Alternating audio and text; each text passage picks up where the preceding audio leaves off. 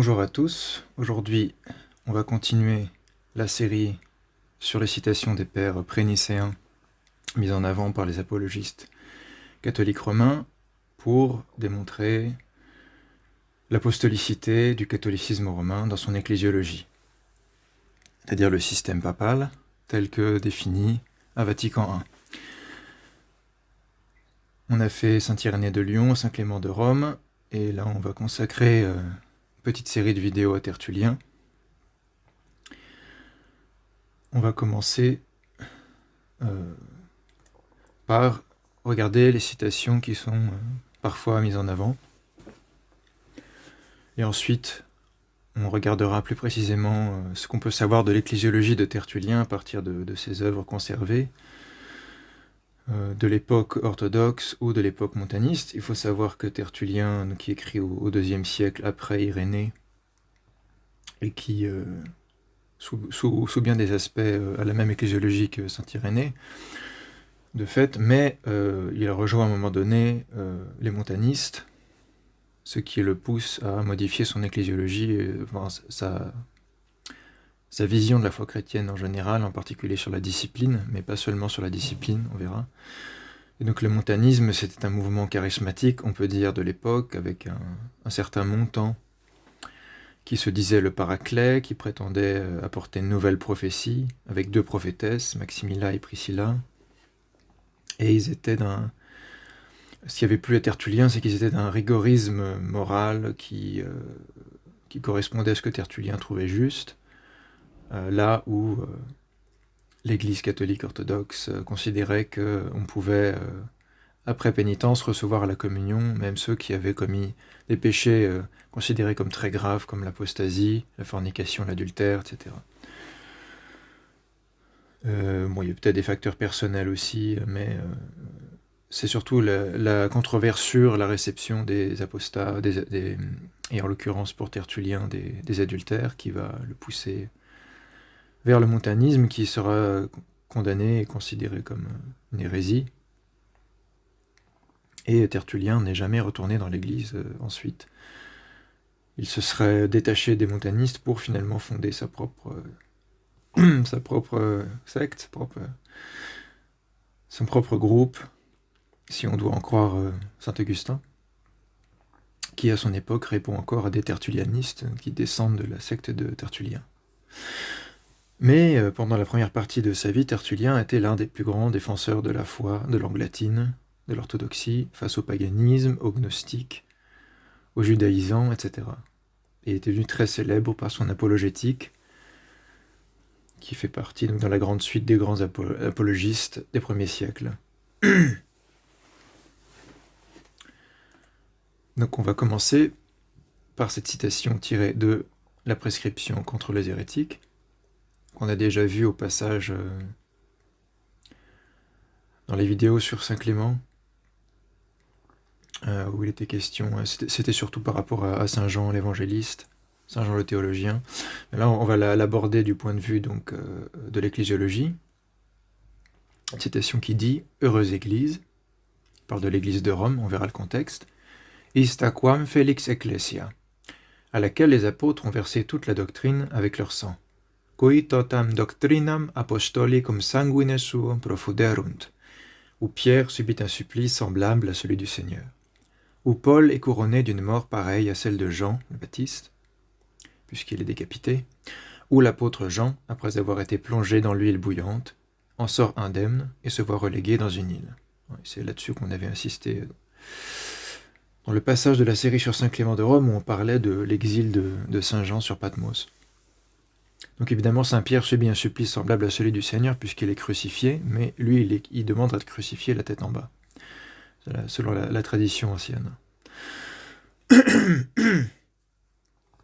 Donc voilà ce que, d'un point de vue orthodoxe, on en conclut de cette citation. Tertullien fait ici l'éloge de l'Église de Rome, siège apostolique par excellence, où sont morts en martyrs les saints apôtres Pierre et Paul, et où Saint Jean le théologien aurait été confesseur avant son exil.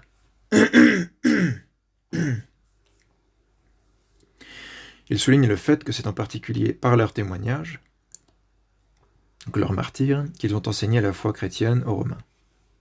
non seulement en parole, mais aussi en acte, en donnant leur vie pour le Christ. Il faut avouer qu'on ne remarque ici rien à se mettre sous la dent en faveur du catholicisme romain. Au contraire, on y voit Saint Pierre, Saint Paul et Saint Jean mis sur le même plan. Tout au plus, Saint Pierre est-il cité en premier, mais cela n'a rien de particulièrement papiste, puisque les orthodoxes reconnaissent à Saint Pierre une place de choix comme coryphée des apôtres. Coryphéos ton apostolon, parfois traduit par prince des apôtres, c'est le chef de chœur des apôtres. Ça montre qu'il a une prééminence parmi le collège apostolique.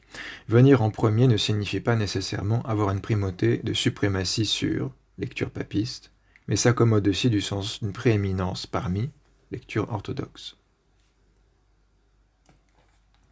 Maintenant, on va voir le contexte de la citation. Dans le De Prescriptione Hereticorum, qui est le grand traité ecclésiologique, hérésiologique de Tertullien, dont j'ai déjà parlé, dont je conseille à tout le monde la lecture, qui est écrit alors que Tertullien n'est pas encore montaniste. Voilà ce qu'il dit juste avant. Or donc veux-tu exercer plus louablement ta curiosité en l'employant à ton salut. Parcours les églises apostoliques, percurre ecclesias apostolicas, où les chaires même des apôtres président encore à leur place. Donc les chaires, c'est les sièges. Apud quas ipse aduc cathedre apostolorum suis locis president, où on lit leurs lettres authentiques, qui rendent l'écho de leur voix, sonantes vocem, et mettent sous les yeux la figure de chacun d'eux. Representantes faciem uniusque iusque. Es-tu tout proche de l'Achaïe? Tu as Corinthe, abes Corinthum. N'es-tu pas loin de la Macédoine? Tu as Philippe, abes Philippos. Si tu peux aller du côté de l'Asie, tu as Éphèse, abes Ephesum. Si tu es sur les confins de l'Italie, tu as Rome, dont l'autorité est également à notre disposition. Abes Romam, unde nobis quoque auctoritas presto est. De la prescription contre les hérétiques, chapitre 36, paragraphe 1-2. À propos de l'auctoritas, qu'on vient de voir ce mot, commentant le De Prescriptione 4.4, qui dit « Nous avons comme maître auctores », donc c'est le nom qui correspond à auctoritas, ça donnait auteur en français moderne. Nous avons comme maître les apôtres du Seigneur, qui n'ont eux-mêmes choisi aucune doctrine pour l'introduire de leur propre chef, mais qui ont fidèlement remis aux nations la doctrine reçue du Christ. Fin de la citation. Monsieur Jérôme Alexandre, qui a consacré un livre à Tertullien, qui s'appelle Tertullien théologien, remarque « Auctor, auctoritas », le mot désignait sous la République romaine l'autorité des sénateurs. Cette autorité, à la différence de la potestas, des consuls, était le fait des anciens et avait un caractère religieux. Notons également que cette auctoritas du Sénat était une autorité collégiale, ce qui est précisément le cas du groupe des apôtres, dans la citation ci-dessus. Le souvenir de l'institution romaine n'est probablement pas étranger à l'emploi de ce mot. Mais il oublie de dire aussi que dans ce passage, où Tertullien parle des églises apostoliques, il parle de l'auctoritas de Rome. Et donc par conséquent, si auctores, on souligne que c'est une autorité collégiale en parlant des apôtres, auctoritas en parlant de Rome, ça va aussi, selon le même raisonnement, être une autorité synodale, donc l'Église de Rome. Dans sa collégialité, par sa confession de foi, est aussi à notre disposition, dit Tertullien. Cette remarque est tout aussi valable pour l'emploi de cette notion dans le De Prescriptione 36.2. Comme chez Saint Clément de Rome, Saint Ignace d'Antioche ou Saint Irénée de Lyon, c'est l'autorité de Rome comme synode ou comme Ecclesia Apostolica qui est surtout évoquée, sans nier la place centrale de la fonction épiscopale. Dans cette conception ancienne, les évêques sont d'abord les témoins et les porte-paroles privilégiés de la foi objective de leurs églises, du dépôt apostolique qui leur est confié pour bonne garde. Il n'est pas toujours aisé, dans ce contexte, de distinguer l'autorité dogmatique personnelle de l'évêque, président de son synode local, de celle du synode qui statue et témoigne à l'unisson avec son évêque. On a vu ça notamment pour Saint Clément de Rome, puisque l'épître corinthien de Saint Clément est en fait une épître du synode romain. Il n'y a aucun moment un jeu épiscopal ne se détache dans le texte. du nous synodal. Ensuite, c'est ce qui suit la citation invoquée par les apologistes. Voyons ce qu'elle a appris. Donc il parle de l'Église de Rome. Il vient de dire qu'elle est heureuse parce que Pierre et Paul et Jean y ont témoigné. Voyons ce qu'elle a appris, ce qu'elle a enseigné. Videamus qui didicerit, qui docuerit, avec les églises d'Afrique qui lui sont unies. Cum Africanis quoque ecclesiis contesseratis. Elle ne connaît qu'un seul Dieu, créateur de l'univers. Jésus-Christ, né de la Vierge Marie, fils du Dieu créateur. La résurrection de la chair. Elle associe la loi et les prophètes aux écrits évangéliques et apostoliques. C'est là qu'elle puise sa foi. Donc là, c'est clairement contre Marcion et le marcionisme, qui séparait le Dieu de la loi du Dieu des évangiles. Cette foi, elle la marque avec l'eau, donc le baptême. Elle la revêt du Saint-Esprit, la chrismation. Elle la nourrit de l'Eucharistie, la Sainte Communion. On a les trois grands mystères initiatiques de l'Église apostolique, qui sont inséparables d'ailleurs. C'est pour ça que dans l'Église orthodoxe comme dans l'Église ancienne, on est baptisé, puis on est chrismé, puis le plus vite possible on communie. C'est une initiation à ces trois sacrements qui doivent se suivre le plus vite possible.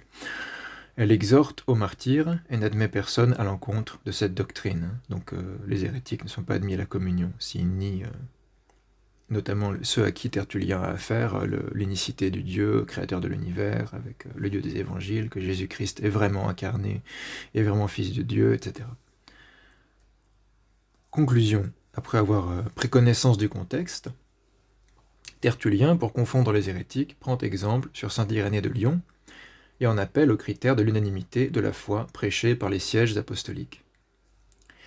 Parmi ces sièges, il accorde une importance ou un prestige particulier au témoignage de Rome, où Pierre et Paul ont subi le martyre, où Jean a confessé la foi, et d'où les églises d'Afrique proconsulaires sont issues et tirent leur propre confession de foi, puisque Tertullien, j'ai oublié de le préciser, est natif de l'Afrique proconsulaire, était probablement prêtre de l'église de Carthage, même si on n'a pas d'informations très précises et très sûres.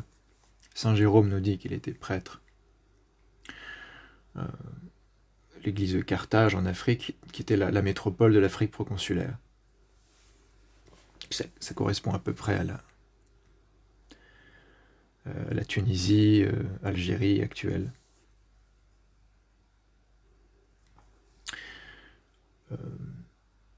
Et donc c'est pour ça que lui, il parle en tant que chrétien africain, et Rome, évidemment, c'est le siège apostolique le plus proche de l'Afrique proconsulaire. Et les églises africaines sont en particulier en relation avec l'évêque de Rome pour tout ce qui concerne la doctrine. Là où saint Irénée mentionnait la principalitas romaine, voir nos vidéos sur saint Irénée, son caractère prééminent et représentatif, comme centre du monde, de la catholicité de la foi, Tertullien parle de son auctoritas apostolique, qui est aussi, quoique, à la disposition de ceux qui cherchent la foi des apôtres. Cependant, comme chez Irénée, voire plus clairement que chez lui, le prestige reconnu à Rome au sein des églises apostoliques lui vient des hauts faits accomplis par les apôtres mentionnés, Pierre, Paul, Jean, et non d'un charisme pétrinien d'infaillibilité, de droit divin et exclusif à Rome, ni d'un pouvoir de juridiction ordinaire et immédiat, dont jouirait le pontife romain sur toute l'Église. L'ecclésiologie catholique romaine semble complètement étrangère à l'écrivain de Carthage. Et voilà l'autre citation qui est parfois utilisée par les apologistes catholiques romains, qui est en fait un fragment de phrase. Ce qui est encore plus suspect, quand il y a juste un fragment de phrase et qu'il n'y a pas grand-chose à se mettre sous la dent, même pas une phrase complète, il faut tout de suite aller voir les sources. Encore aujourd'hui, malheureusement, il y a des apologistes, soit ignorants, soit malhonnêtes, qui vont venir citer ça. Ça dit « le souverain pontife », l'évêque des évêques. Et puis on arrête la citation de la phrase « Pontifex scilicet maximus, episcopus episcoporum ». Tertullien de la pudicité, livre 1, chapitre 6, ou chapitre 1, paragraphe 6. Mais l'utilisation de ce fragment de phrase de Tertullien par les apologistes catholiques romains en vue de démontrer l'antiquité de la doctrine ultramontaine est foncièrement et honteusement malhonnête, On va voir pourquoi, il faut regarder le contexte. Hein. Donc, voilà ce qui suit immédiatement, ou un peu avant. Là, c'est un peu avant, c'est pas immédiatement, on va voir ensuite. Un petit peu avant dans le traité de la pudicité. Bref, la vertu dont nous commençons de traiter, la pudicité, la pudeur, une notion assez proche de la chasteté finalement, est tombée en désuétude de nos jours. Au point que par le terme de pudicité, on entend non pas la renonciation au plaisir, mais leur jouissance modérée, et que l'on tient pour assez chaste celui qui ne l'est pas trop. Mais tant pis pour la pudicité du monde et pour le monde lui-même. Mais c'est l'ensemble de nos biens à nous, les chrétiens, qu'on engloutit maintenant. C'est le fondement même de la pudicité chrétienne qu'on ébranle. Christiane pudicitiae ratio concutitur. Excusez-moi, je prononce j'accentue un petit peu au feeling et malheureusement c'est pas toujours correct. Pour les spécialistes de l'accentuation du latin, je suis désolé, mais j'ai pas, si c'est pas écrit, j'arrive pas encore à deviner précisément où c'est accentué. Donc c'est le fondement même de la pudicité chrétienne qu'on ébranle, elle qui tire tout du ciel, sa nature, par le bain de la régénération, le baptême, son enseignement par le ministère de la prédication, sa rigueur par les jugements extraits des 2 testaments, elle qui subit une contrainte encore plus ferme par la crainte et le désir, respectivement du feu et du royaume éternel. De la pudicité 1, 3, 5. Ça, ensuite, c'est le contexte immédiat. Vous allez voir le fragment cité dans son contexte. Je pense que vous allez comprendre pourquoi ça détruit déjà un peu toute l'argumentation. C'est contre elle maintenant, la pudicité chrétienne, que, pour rendre impossible toute dissimulation de ma part, vient même d'être promulgué, à ce que j'entends dire, un édit, en vérité péremptoire, bien sûr. Edictum esse propositum et quidem peremptorium. Le souverain pontife, je ne sais pas s'il s'agit de Calixte ou d'Agrippinus, on verra ça plus tard, on ne sait pas vraiment de qui il s'agit en réalité, c'est-à-dire l'évêque des évêques, parle en ces termes. Pontifex scilicet maximus episcopus episcoporum edicit. Moi, je pardonne les péchés d'adultère et de fornication à ceux qui ont fait pénitence. Ça, c'est une citation de l'édit auquel Tertullien fait référence. Là, voici un édit que l'on ne pourra faire précéder de la mention pour votre bien. O edictum qui adscribi non poterit bonum factum. Et où ira-t-on publier cette mesure d'indulgence? C'est la même, je pense, sur la porte d'entrée des lieux de débauche, sous l'enseigne des lieux de la débauche. C'est là qu'il faut promulguer semblable pénitence, au lieu même où le péché sera commis. C'est là qu'il faut lire le pardon, au lieu même où l'on entrera avec l'espoir de l'obtenir. Mais non, c'est à l'Église qu'on en a fait la lecture. C'est à l'Église qu'on en fait la lecture. C'est dans l'Église qu'on le proclame, alors que l'Église est vierge. Donc là, vous avez déjà deviné, je pense, que le traité des Pudicitia, Tertullien, est déjà montaniste. Hein. C'est plus... il est déjà passé du côté rigoriste, anti-pardon des péchés graves. Et donc, son ecclésiologie va être influencée par ça, dans ce passage-là. Et voilà ce qui est dit après. Loin de l'épouse du Christ, qui parle de l'Église, une telle proclamation, qui parle de l'édit du souverain pontife, du Pontifex Maximus, loin de l'Église une telle proclamation, absit asponsa Christi tale preconium. Elle qui est vraie, pure, sainte, se gardera de toute souillure. Illa que vera est, que pudica, que sancta, carebit etiam aureum macula. Ne serait-ce qu'en y prêtant l'oreille. Donc elle n'écoutera même pas cet édit complètement impie, selon Tertullien, car elle n'a personne à qui faire cette promesse. C'est-à-dire que ceux qui ont commis des péchés graves ne sont même plus dans le sein de l'Église, pour Tertullien. Et si elle vient à en avoir, elle ne la fait pas, car le temple terrestre de Dieu a bien pu être appelé par le Seigneur une caverne de voleurs, il parle du temple de Jérusalem, mais non point d'adultère et de fornicateurs. Donc pour lui, il prend clairement position contre la réception et la pénitence la communion, les fornicateurs, les adultères, puisque dans l'édit, il est question des péchés d'adultère, de fornication. Donc, on va amener plusieurs éléments de réponse, puisqu'il y a différents niveaux, différentes choses à remarquer. Premièrement, Tertullien a écrit le De Pudicitia après avoir rejoint le schisme et l'hérésie montaniste, et l'a explicitement dirigé contre la position orthodoxe, et donc catholique au sens ancien, enfin au sens toujours actuel, mais qui n'est pas confessionnel. La position que les sièges apostoliques avaient adoptée et à laquelle s'opposaient les montanistes. D'après Antoine-Eugène Genot, qui a fait une traduction des œuvres complètes de Tertullien au XIXe siècle, le premier manifeste qu'il lança contre ses ennemis, qui est l'Église catholique orthodoxe, semble être la monogamie. C'est un autre traité de Tertullien qui s'appelle De Monogamia, qui est montaniste, où il essaie il s'oppose farouchement aux secondes noces, qui pourtant étaient tolérées dans l'Église donc catholique orthodoxe. Donc les secondes noces étaient tolérées par économie, mais Tertullien évidemment considérait que c'était nul et non avenu, donc il a consacré un traité entier à défendre la monogamie absolue.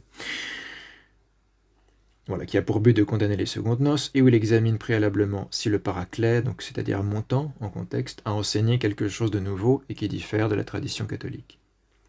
Les catholiques reprenaient les montanistes d'avoir des jeûnes et des austérités spéciales, qu'ils pratiquaient sur l'autorité du paraclet. Donc ce fameux paraclet qui inspire Montan, qui est Montan lui-même dans ses nouvelles prophéties. En faisant de ces règlements particuliers une loi indispensable. On voit que c'est quand même une nouvelle secte charismatique. Tertullien composa son livre des jeûnes pour répondre à ses adversaires et défendre les dissidents, donc les montanistes. Le livre de la pudicité, suivi de près, il est dirigé contre l'Église catholique, qui admettait les adultères, les apostats et les fornicateurs à la réconciliation quand ils avaient accompli la pénitence canonique.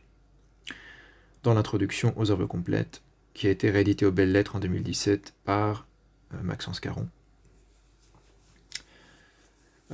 C'est une traduction qui date du 19e, et parfois les informations qui sont données dans les notices ne sont pas à jour par rapport à l'état actuel de la recherche.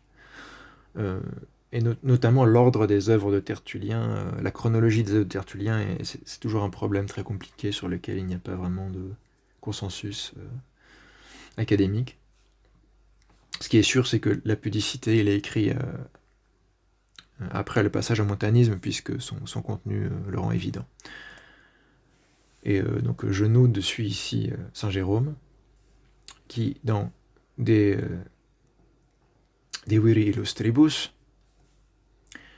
les hommes illustres, dans la notice sur Tertullien, dit « Celui-ci, prêtre de l'Église jusqu'au milieu de sa vie », c'est la source qui nous dit qu'il aurait été prêtre, basculant ensuite, en raison de la jalousie et des offenses des clercs de l'Église de Rome, dans l'hérésie de Montan, mentionna dans de nombreux livres la nouvelle prophétie.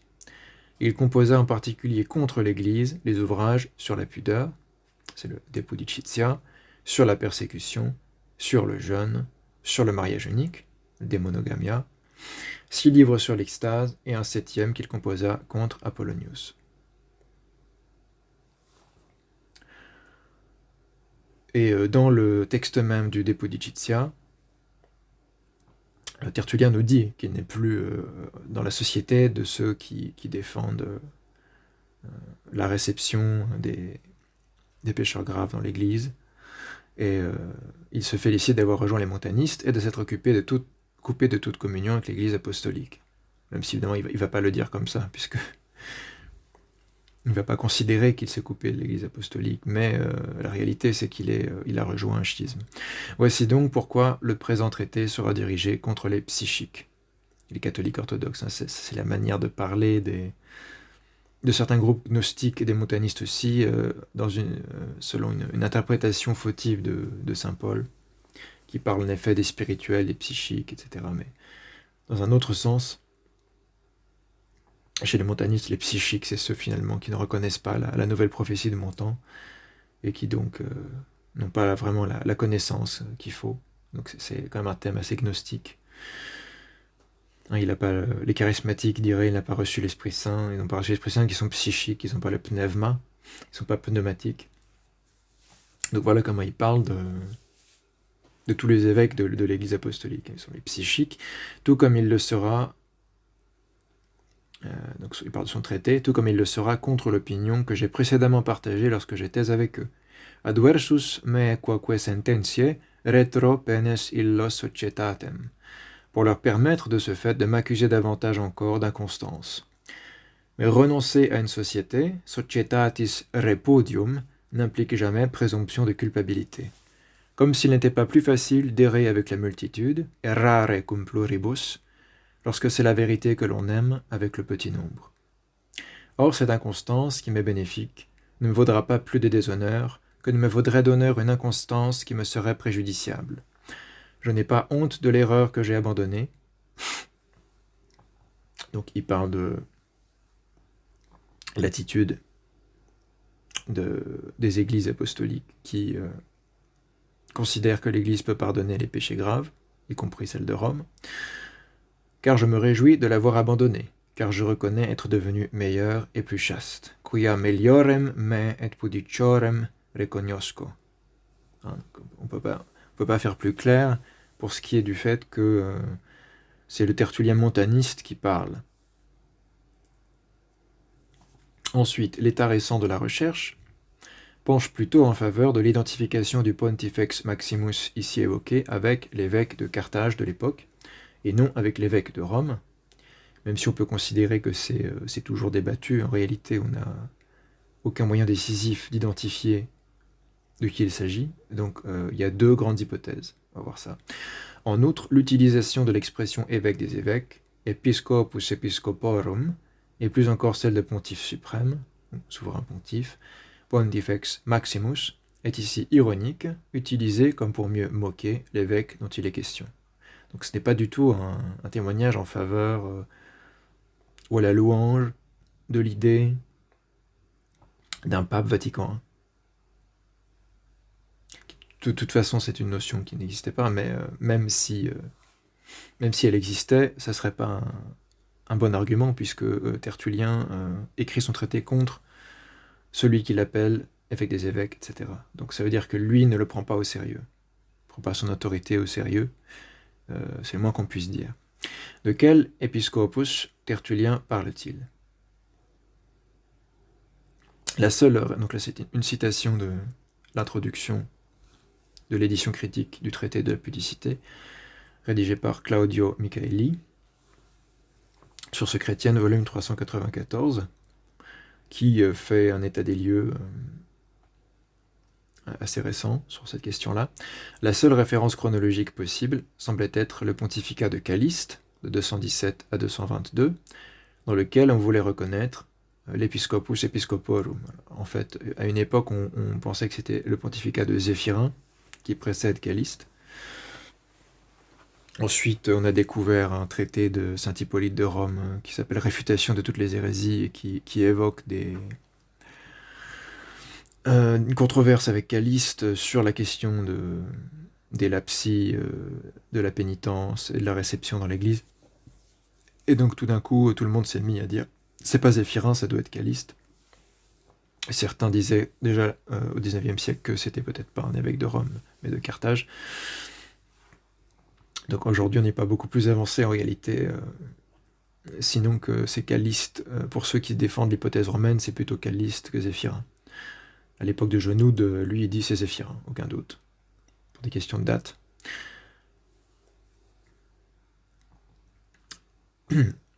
Et donc, une telle identification avec Caliste n'est pas sûre du tout, comme nous essaierons de le démontrer dans le chapitre concernant la question de l'édit. Récemment, T.D. Barnes a également exprimé son scepticisme au sujet de la référence au pontificat de Caliste, affirmant que le De Pudicitia est en fait dirigé contre un évêque de Carthage et que seule d'illégitimes modifications du traité peuvent faire penser à un évêque de Rome. Aucune datation précise de l'œuvre n'est possible, et ça c'est valable pour la plupart des œuvres de Tertullien.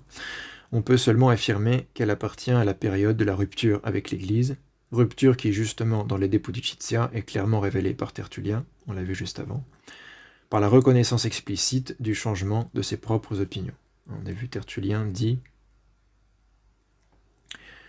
que il est contre l'opinion qu'il a précédemment partagée lorsqu'il était avec ceux qu'il va critiquer. Voilà donc les deux grandes hypothèses actuelles.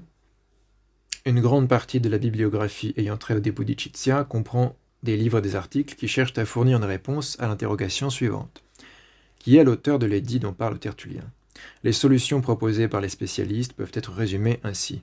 L'hypothèse romaine, qui tente à considérer l'édit comme l'œuvre de l'évêque de Rome, et l'hypothèse africaine, qui soutient le caractère local de la controverse pénitentielle et désigne l'évêque de Carthage, Agrippinus, comme l'auteur probable de l'édit. La première hypothèse soulève un autre problème. Si l'on admet que l'auteur de l'édit est un évêque de Rome, quelle importance revêt donc ce fait pour le développement et l'affirmation de la suprématie de l'Église de Rome ? Je mets sic parce que c'est pas tellement l'affirmation de la suprématie dont il faudrait parler en réalité, mais l'affirmation de sa primauté, ce qui n'est pas la même chose, ou de différents types de privilèges, etc. Mais l'idée que la suprématie romaine s'est affirmée concrètement dans les premiers siècles, ou même un peu après, je pense que c'est exagéré. La suprématie, d'ailleurs, n'a pas pu se concrétiser avant le schisme, le grand schisme. Et c'était une des raisons du grand schisme. Mais on peut dire qu'il y a un discours qui se développe sur la primauté romaine et comment cette primauté se justifie ou s'explique.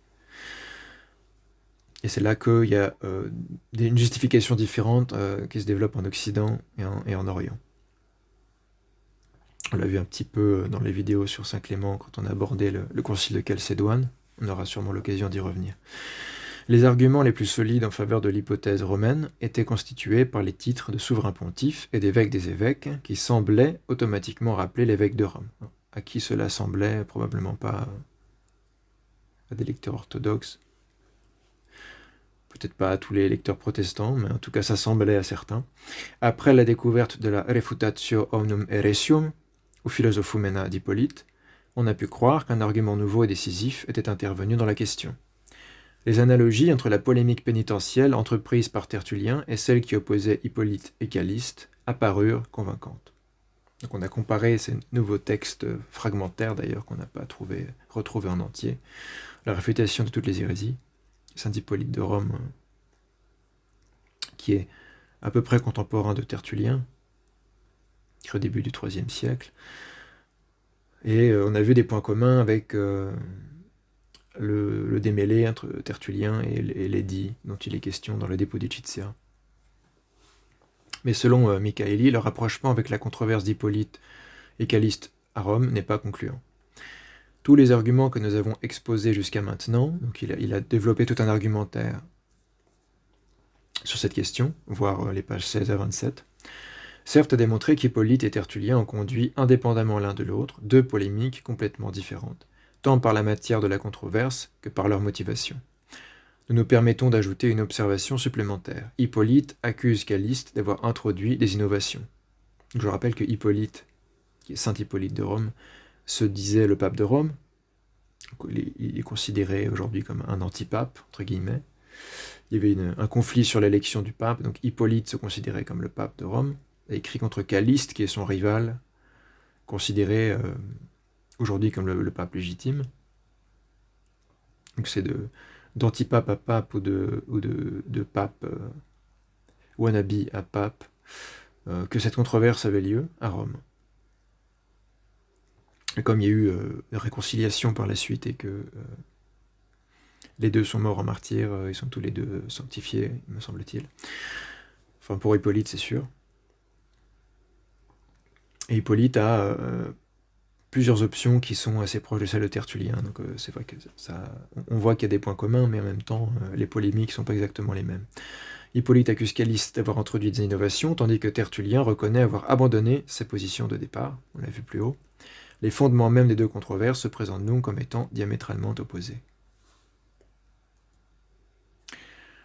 Et à propos du titre de Pontifex Maximus, Claudio Michaeli nous dit « Leurs argumentations, aux défenseurs de l'hypothèse romaine, peuvent toutefois se résumer à la position de principe suivante. Ayant établi que les deux titres cités plus haut ont été assignés ironiquement par Tertullien à son adversaire pour l'assimiler à l'autorité païenne suprême, le Pontifex Maximus, c'est pas du tout un titre chrétien. À cette époque, ça renvoie au statut religieux le plus élevé dans le paganisme romain. On doit donc admettre que cet adversaire est un évêque de Rome, parce que dans ce cas, seulement l'ironie serait immédiatement compréhensible. C'est possible, mais c'est aussi possible que... Enfin, c'est pas nécessaire. C'est pas suffisant, plutôt. Ce rapprochement. En réalité, comme l'observe justement B. Poschmann, une telle argumentation est un sophisme. Les mots Pontifex Maximus se rapportent certes à l'empereur, mais indépendamment du fait qu'il réside à Rome ou dans une autre ville, car ce titre est lié à la personne et non au lieu. Le primat de César, s'il nous est permis d'employer cette expression, n'est pas lié comme celui du pape à des rapports particuliers avec Rome. C'est une question un peu complexe, puisque si c'est vraiment lié à Rome, quid de la papauté d'Avignon, bon, quand il y a eu pendant un certain temps des papes qui n'étaient plus à Rome, une question qu'on peut se poser, avec toute cette mystique autour du siège de Rome lui-même, qui au départ est plutôt lié au martyr de Saint-Pierre et aux reliques, au tombeau de Saint-Pierre et au pèlerinage autour des reliques. On y reviendra sans doute dans une prochaine vidéo, si on aborde la question de Saint Léon le Grand, par exemple. Il n'est donc pas possible d'en déduire que l'évêque désigné par Tertullien sous le titre de Pontifex Maximus est nécessairement l'évêque de Rome. C'est possible, mais c'est aussi possible que ce ne soit pas lui. Ce faisant, nous confondrions arbitrairement deux contextes différents. C'est-à-dire que le Tertullien peut très bien utiliser la même ironie pour n'importe quel évêque qui aurait un honneur particulier. Et voici les arguments présentés en faveur de l'hypothèse africaine. Il existait, du reste, des églises qui exerçaient une sorte de primat. Sikh. Alors j'ai mis sikh parce que c'est pas qu'elles exerçaient une sorte de primat, c'est qu'elles exerçaient un primat, tout court. Ça n'existe pas une sorte de primat. Simplement, il n'y avait pas que la primauté romaine, il y a la primauté des autres patriarches, et il y a la primauté des métropolites sur leur province, vis-à-vis des autres évêques de la province. Et le métropolite, on dirait l'évêque métropolitain de Carthage, était le primat de l'église d'Afrique, point barre. C'était pas une sorte de primat. Un peu bizarre cette expression. Comme celle de Carthage. Ceci pouvait parfois amener des abus, ainsi que semble le confirmer le canon 39 du deuxième concile de Carthage, qui est probablement réuni au IIIe siècle, je ne sais plus la date exacte, que l'évêque du siège principal ne soit pas appelé prince des prêtres, des sacerdotes. En fait, le latin sacerdos désigne ceux qui détiennent le sacerdoce en général. Donc, ça peut être les évêques, les prêtres, les deux en même temps, ça dépend du contexte. Là, ce serait plutôt les évêques, dans ce contexte-là, mais alors, certains auteurs traduisent systématiquement sacerdos par prêtre, mais c'est un petit peu... ça peut prêter à confusion, puisque sacerdos, c'est plus large que ça. Hein. C'est comme le sens ancien de presbyteros, c'est pas prêtre, c'est membre du clergé, du haut clergé, soit évêque, soit prêtre, selon les cas. Vous voyez ça avec Irénée. C'était proche de épiscopos. Donc, sacerdos, c'est pareil. Et là, c'est plutôt les évêques. Hein. Donc, prince des évêques, ou souverain évêque, sachant que pontife, évêque, c'est la même chose. Ça s'identifie ensuite, on parle par exemple, on parle de la liturgie pontificale pour dire que c'est la liturgie quand l'évêque est présent. Donc il y avait ces expressions prince des sacerdotes, souverain sacerdote, ou de quelque autre manière du même genre, un genre de superlatif qui met en avant l'honneur, la primauté du métropolite vis-à-vis des autres évêques du synode, mais seulement évêque du siège principal. Donc là, c'était une réaction par rapport à des abus. Il peut toujours y avoir des abus quand on va plus loin que ce que les canons permettent en termes de prérogatives. L'ironie de Tertullien conserve donc toute sa valeur sans devoir nécessairement se rapporter à l'évêque de Rome. on peut supposer qu'elle est dirigée contre la politique ecclésiastique de l'évêque de Carthage, que l'écrivain considérerait comme l'expression arrogante d'un pouvoir arbitraire. Dans le De Palio, Tertullien met en relief la prééminence de Carthage dans la province d'Afrique. Il n'est pas invraisemblable qu'à travers le titre de Pontifex Maximus, il ait entendu stigmatiser ce qu'il considérait comme les velléités du primat d'Afrique. Dans son discours d'ouverture du concile des évêques africains, qui s'est tenu à Carthage en septembre 256, Saint Cyprien de Carthage, le plus grand saint africain, Saint Cyprien reprend une des expressions de Tertullien, Episcopus Episcoporum, mais en se dédouanant de l'accusation d'en être un. Aucun d'entre nous ne s'est établi comme évêque des évêques. Dans nos vidéos sur Saint Cyprien qui devraient suivre, on parlera de ça plus en détail. Il ne s'agit pas, semble-t-il, d'une allusion à l'évêque de Rome Stéphane, ou Étienne. Il est plus probable que Cyprien veut écarter tout soupçon d'autoritarisme, en exorcisant l'expression que Tertullien avait adressée à l'un de ses prédécesseurs sur le siège épiscopal de Carthage. Il est aussi possible que Cyprien fasse à la fois référence à Étienne de Rome et en même temps veuille se dédouaner de cette accusation pour lui-même. C'est possible de faire les deux en même temps, puisque la manière dont Étienne de Rome cherche à imposer sa discipline dans la réception des hérétiques. Alors, à l'époque de Cyprien, c'est la controverse sur l'anabaptisme. Est-ce qu'on doit baptiser ceux qui viennent de l'hérésie ou pas? Et évidemment, la position de Cyprien et d'autres n'est pas identique à celle des Romains, et Étienne de Rome veut imposer la tradition romaine, et Cyprien n'est pas d'accord. Donc en fait, ça résonne aussi avec cette situation. Aucun d'entre nous ne s'est établi comme évêque des évêques. Cyprien dit à la fois je ne suis pas une espèce de super pontife autoritaire, et je ne suis du coup pas comme cet Étienne de Rome par la même occasion. Les deux vont ensemble. Encore sur les titres, le caractère ironique de l'expression Pontifex Maximus a généralement été mis en relation par les divers commentateurs avec l'autorité païenne suprême, à laquelle Tertullien voudrait assimiler son adversaire. P. L. Donini a soutenu un point de vue différent. Selon lui, en créant son expression ironique, notre auteur aurait plutôt eu présent à l'esprit l'autorité sacerdotale suprême de l'Ancien Testament. La comparaison avec les autres œuvres de Tertullien ne laisse cependant place à aucun doute. Pontifex Maximus désigne toujours et seulement le souverain prêtre païen. Il n'y a donc pas de raison de croire que le De Pudicitia fait exception. L'expression Episcopus Episcoporum, au contraire, a probablement été créée à l'exemple de locutions bibliques telles que Deus Deorum et Dominus Dominantium, Seigneur des puissances, Dieu des dieux.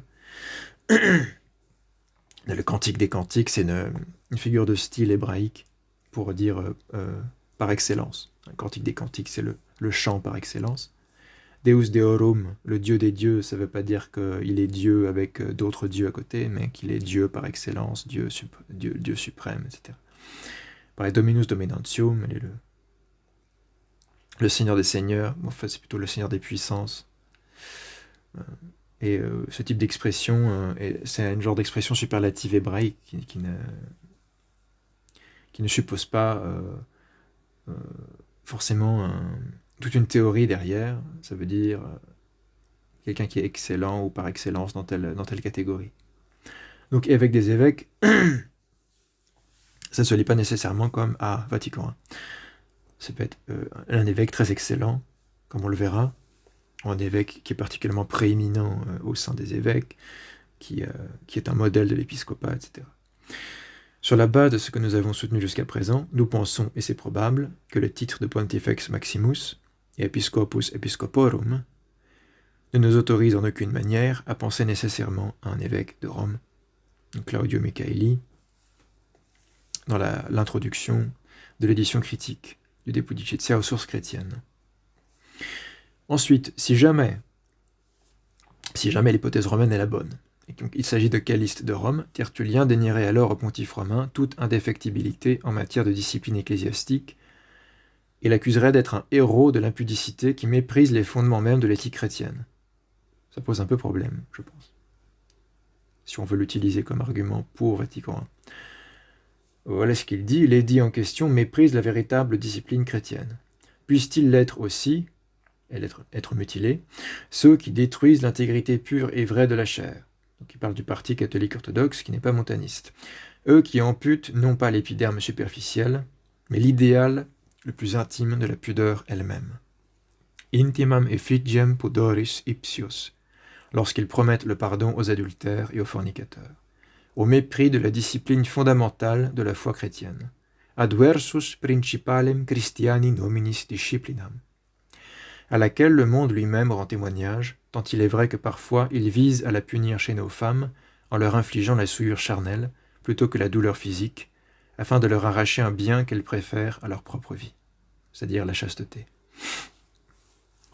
Donc, il dit la pudicité c'est tellement fondamental dans le christianisme que les ennemis de l'Église savent très bien que violer une femme va lui faire plus de tort que de la torturer, puisque ça lui causera un tort moral, spirituel, etc.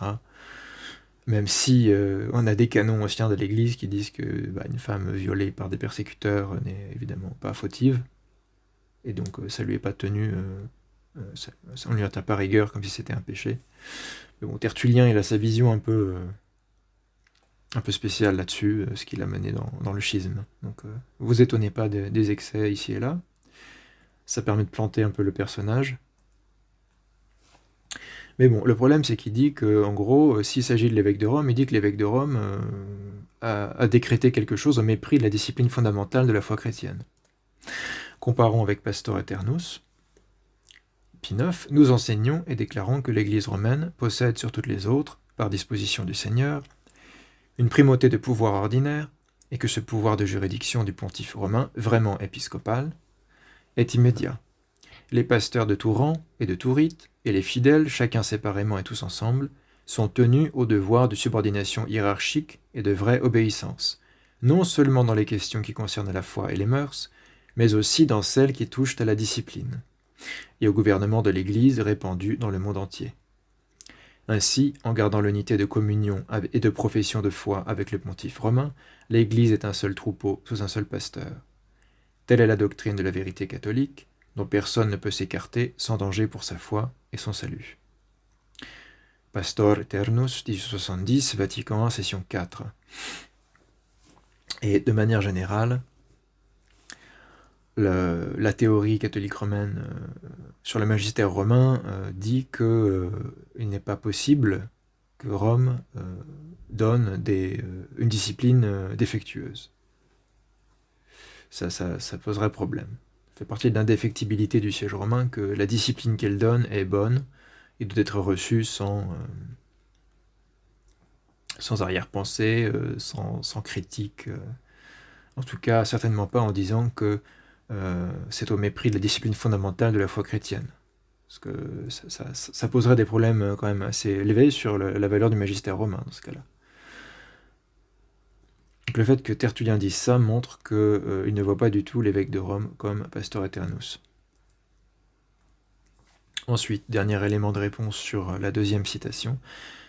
Par ailleurs, cette expression laudative a été utilisée pour d'autres évêques que ceux de Rome, et n'est donc pas interprétable à la sauce ultramontaine. C'est l'argument définitif, je pense.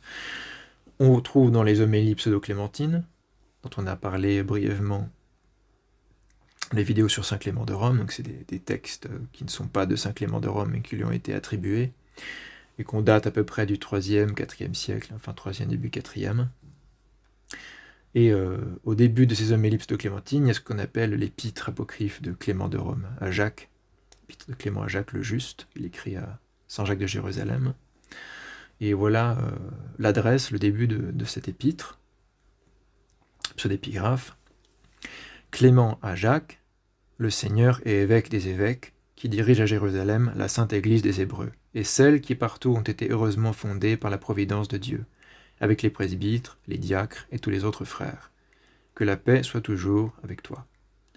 Sois informé, mon Seigneur, que Simon, qui en raison de sa vraie foi et des principes très sûrs de son enseignement, donc il parle de Pierre, Simon-Pierre, a été établi comme fondement de l'Église et a reçu pour cela de la bouche véridique de Jésus lui-même le surnom de Pierre. Lui, les prémices de notre Seigneur, le premier des apôtres, le premier à qui le Père révéla le Fils, lui que le Christ a justement proclamé bienheureux, l'appelé, l'élu, le compagnon de table et de route, le disciple bon et éprouvé, celui qui a reçu comme le plus apte de tous la mission d'éclairer la partie du monde la plus obscure, c'est-à-dire l'Occident, et qui a su la mener à bien. Ce Simon qui, dans son amour démesuré pour les hommes, sous le présent règne du malin, a révélé clairement et publiquement au monde entier le bon roi à venir, le Christ. Venant jusqu'ici à Rome, sauvant les hommes par son enseignement voulu par Dieu, lui, Simon, a quitté par une mort violente cette présente vie pour une autre. Donc, il commence sa lettre. Il écrit cette lettre à Saint Jacques pour lui annoncer la mort de Saint Pierre à Rome. Bon, on sait très bien que c'est pas une épître authentique, mais et puis les homélies pseudo-clémentines viennent de milieux ébionites, donc hérétiques. Mais ça fait partie des textes apocryphes qui ont une grande vogue à l'époque, qui ont été beaucoup recopiés, et qui déjà soutenaient un point de vue très pétrino-centré du gouvernement de l'Église, même si évidemment c'est pas du tout un texte qui serait compatible avec le catholicisme romain. Sous certains aspects, il montre une ecclésiologie qui se rapproche du papisme, même si c'est plutôt bicéphale, on va voir ça. Et c'est Saint Jacques de Jérusalem qui est appelé évêque des évêques. Et il dirige la Sainte Église des Hébreux et celles qui partout ont été heureusement fondées par la providence de Dieu. Donc, c'est une espèce de pape de Jérusalem au sens fort. Voilà ce que les traducteurs du texte précisent en note. Donc, c'est extrait des Écrits apocryphes chrétiens, volume 2, en Pléiade. Évêque des évêques. On a vu dans cette formule une allusion au titre employé ironiquement par Tertullien dans De la pudicité 1.6, Pontifex Maximus quod est episcopus episcoporum. Comme l'on ne sait trop si Tertullien désigne par ces mots l'évêque de Rome, le pape Calliste qui serait l'auteur de l'Edictum Peremptorium, que l'expression n'était peut-être qu'une formule emphatique, ou qui voulait dire évêque métropolitain, mais avec emphase, et donc Tertullien s'en moque, il est difficile de déduire de son emploi, d'une part que l'auteur de l'épître a connu l'ouvrage de Tertullien, ou le texte de l'édit, donc ça ne permet pas forcément de dater l'épître plus précisément que ça, d'autre part que l'épître a été rédigée à Rome, puisqu'on ne sait pas si l'épître de Tertullien parle de Rome ou de Carthage. Qui dirige ? Jacques est ici désigné comme le chef spirituel de l'Église universelle et le garant de l'authenticité de sa doctrine. Donc ça, c'est ce que pensaient les ébionites, des judéo-chrétiens hérétiques, qui niaient la Trinité, la divinité du Christ, tout ce que vous voulez, qui avaient leur propre évangile, l'évangile des Hébreux, etc. Donc en tant que frère du Seigneur, il lui donnait un rôle quasiment papiste. Voir l'homélie pseudo-clémentine 11, 35, 4. Pierre, quant à lui, est le fondement de l'Église dont il a la charge en tant qu'institution. C'est lui, par exemple, qui nomme les évêques au cours de sa mission, au cours des homélies pseudo-clémentines. L'Église des homélies est donc bicéphale, Jean et Paul n'y jouent aucun rôle. Et on voit très bien que ça n'a rien à voir avec la tradition apostolique. Rien à voir avec ce que nous explique saint Irénée de Lyon, ou Tertullien, ou saint Clément de Rome, ou saint Ignace d'Antioche, etc. Où Jacques n'a pas ce rôle absolu, où Pierre n'a pas ce rôle absolu, et où Jean et Paul tiennent un rôle tout aussi important, et qui eux aussi nomment les évêques et établissent des églises. C'est évident d'ailleurs, avec le canon du Nouveau Testament qu'on reconnaît comme valable, c'est évident que Paul fonde des églises, donc c'est pas une prérogative de Pierre.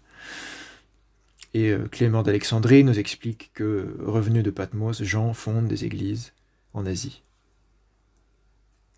Et voilà un autre exemple de l'expression évêque des évêques dans la littérature chrétienne, cette fois-ci qui n'est pas apocryphe et pas hérétique, qui vient d'un saint, un des grands saints gallo-romains du 5e siècle, saint Sidoine Apollinaire, évêque de Clermont, donc évêque des Arvernes, qui écrit à saint Loup de Troyes, qui est aussi l'un des plus grands saints gallo-romains de l'époque, évêque de Troyes, dont on a conservé peut-être une ou deux lettres par les correspondances avec saint Sidoine Apollinaire notamment. Voilà une épître que saint Sidoine écrit à saint Loup après avoir été élevé à l'épiscopat de Clermont, des Arvernes. Sidoine au Seigneur Pape Loup, Domino Pape Lupo, salut. Donc il faut savoir que saint Sidoine Apollinaire, à chaque fois qu'il écrit à un évêque, il utilise cette formule au Seigneur Pape un tel. Donc papas était un titre donné aux évêques. À l'époque, au 5e siècle, on pouvait appeler papas n'importe quel évêque qui on s'adressait en forme de formule honorifique. Seigneur papas, Seigneur. Dominus papas, Seigneur pape.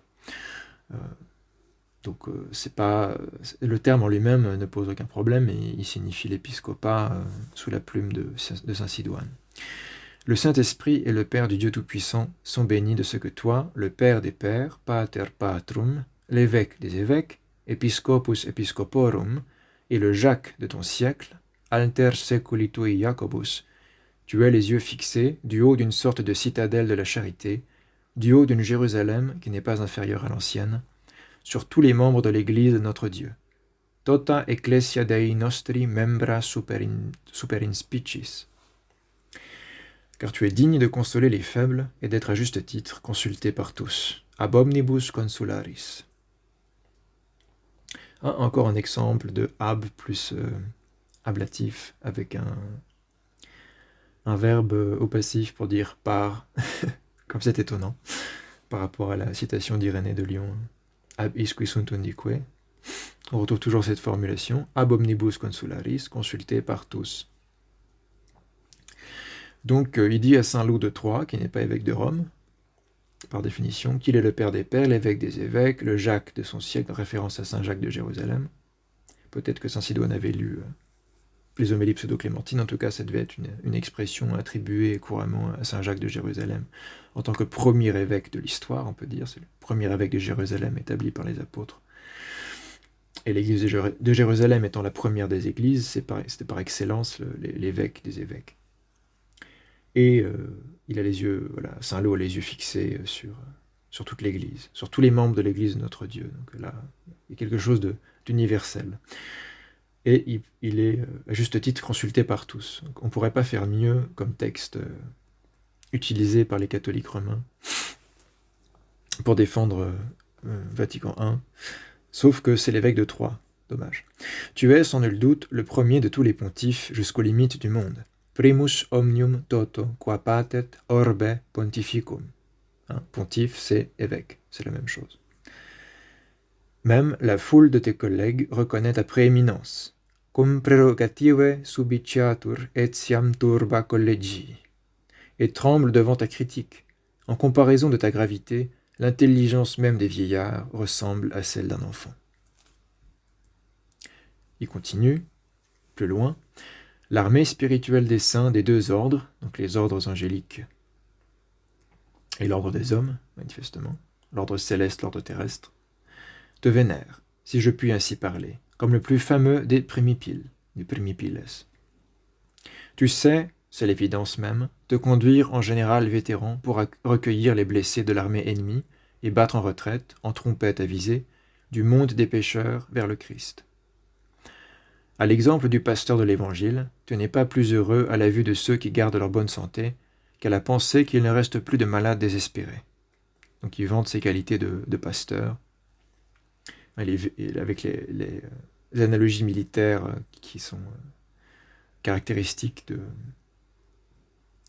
de la littérature hellénistique, des références de la rhétorique classique.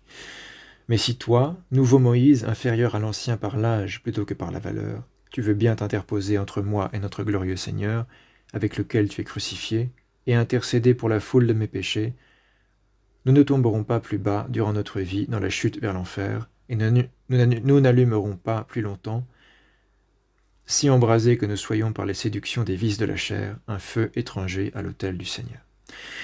Je vous invite à lire la lettre en entier, c'est une très belle lettre qui ne peut pas se résumer à ces deux fragments-là, mais j'ai cité ce qui était le plus pertinent pour notre sujet. C'est une très belle lettre, très bon modèle lettre écrite après l'élévation épiscopale à quelqu'un qui était déjà son proche ami et son père spirituel, un grand modèle d'évêque, Saint Loup de Troyes. Et donc c'est écrit vers 470-471, et ça se trouve dans la correspondance de Saint Sidoine Apollinaire. Il me semble que c'est au livre 6, hein. Donc c'est dans le volume, il y a les livres 6 à 9 aux belles lettres. Il y a l'édition critique, avec le texte latin. Et donc c'est au début du livre 6, si mes souvenirs sont bons. N'hésitez pas à aller lire la lettre en entier. Voilà une note que l'éditeur des belles lettres a écrite sur cette lettre. Saint Loup, né à Toul et évêque de Troyes depuis 426 ou 427, était, au moment où Sidoine lui écrit, le doyen vénéré des évêques de Gaule. C'est même pas qu'il est le primat des Gaules, puisque Troyes n'a jamais prétendu être métropole des Gaules. Donc les évêques de Troyes n'ont jamais prétendu être primat des Gaules. C'est plutôt entre les évêques de Vienne, en Dauphiné, et les évêques d'Arles et les évêques de Lyon que cette question de la primauté des Gaules a été beaucoup débattue. Donc là, c'est vraiment parce que Saint Loup était un grand saint, un grand évêque, et était reconnu par tous comme une autorité à cause de ça, et pas à cause des privilèges de son siège, évidemment. C'est le doyen vénéré des évêques de Gaule. C'est pourquoi Sidoine lui applique l'appellation d'évêque des évêques, que Saint Clément emploie pour désigner Saint Jacques de Jérusalem, et là il renvoie aux homélies pseudo-clémentines. Alors, je ne sais pas si André Loyen croyait sincèrement que c'était des homélies authentiques, ou s'il utilise il dit Saint Clément comme ça en passage, mais bon, tout le monde reconnaît aujourd'hui que c'est pseudo-clémentin, donc ce ne sont pas des textes du 1er siècle écrits par Saint Clément III. Ce qui entraîne la comparaison avec Saint Jacques lui-même, puisque Saint Sidoine dit à Saint Loup qu'il est le Jacques de son siècle. Donc c'est Jacques le mineur apôtre, que la tradition chrétienne regarde comme le premier évêque de Jérusalem. Et on a un témoignage très ancien là-dessus, qui est celui des Gésipes de Jérusalem, cité par Eusèbe de Césarée, qui dit que Jacques était établi par les apôtres. Premier évêque de Jérusalem, le frère du Seigneur. Et il est suivi par Jude, qui est de la même famille que Jacques, aussi frère du Seigneur, etc. Donc voilà, on a donné tous les éléments de réponse pour les citations qui sont mises en avant. Maintenant, on va s'arrêter et la seconde partie traitera de l'ecclésiologie de Tertullien entre orthodoxie et montanisme.